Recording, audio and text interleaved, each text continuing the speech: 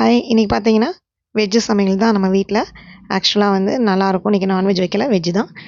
Butter beans பொரியல் வச்சிருக்கேன். Butter beans பொரியல் நல்லா காரமா இருக்கும். குழந்தைகளுக்கும் நல்லா அது பார்த்தா டேஸ்ட்டா இருக்கும். அம் அதுக்கப்புறம் பார்த்தீங்கன்னா, பெரிய பாவக்காய் வாங்கி நல்லா பொடியா கட் பண்ணி, நம்ம உருளைக்கிழங்கு பொடி மாஸ் பண்ணுவோம் இல்லையா? அந்த மாரி உருளைக்கிழங்கு பொடி மாஸ் மாரி, பாவக்காய் பொடி மாஸ் மாரி பண்ணியிருக்கேன். இது பெரிய பாவக்காய் தான், குட்டி பாவக்காய் கிடையாது.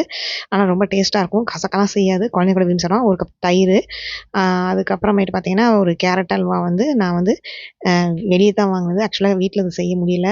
இது வெளிய வாங்கி லாஸ்ட்டா சாப்பிட்டு முடிச்சோனே, என் பையனுக்கு கொஞ்சம் ஸ்வீட் சாப்பிடணும்னு ஆசைப்பட்டான். அதனால அந்த கேரட் அல்வாவே இன்னைக்கு ப்ரெசென்ட் பண்ணியிருக்கேன். அப்புறமேட்டு ஒரு பனானா வச்சிருக்கேன். ஃபினிஷ் பண்ணும்போது ஒரு பனானாவோட அவன் வந்து சாப்பிட்டு முடிக்கட்டும்னு. அப்புறம் சுட சுட சாதம் போட்டு, நல்லா இது வடிச்ச சாதம் தான். குக்கர் சாதம் வைக்க மாட்டோம் எப்பயுமே. நல்ல வீட்ல வடிக்கிற சாதம் தான். அத வச்சு நல்ல நெய் போட்டு, அதுக்கப்புறமேட்டு நல்லா முருங்கக்காய், கேரட் போட்டு, நல்லா சாம்பார், நல்லா சுட சுட நல்லா முருங்கை காரம் போட்டு, கொத்தமல்லி நல்லா தூவின ஒரு சாம்பார். இதுதான் இன்னைக்கு சமையல். உங்களுக்கு பிடிச்சிருந்தா நீங்க லைக் பண்ணுங்க. எங்களுக்கு சப்ஸ்கிரைப் பண்ணுங்க. ஓகே. டாடா.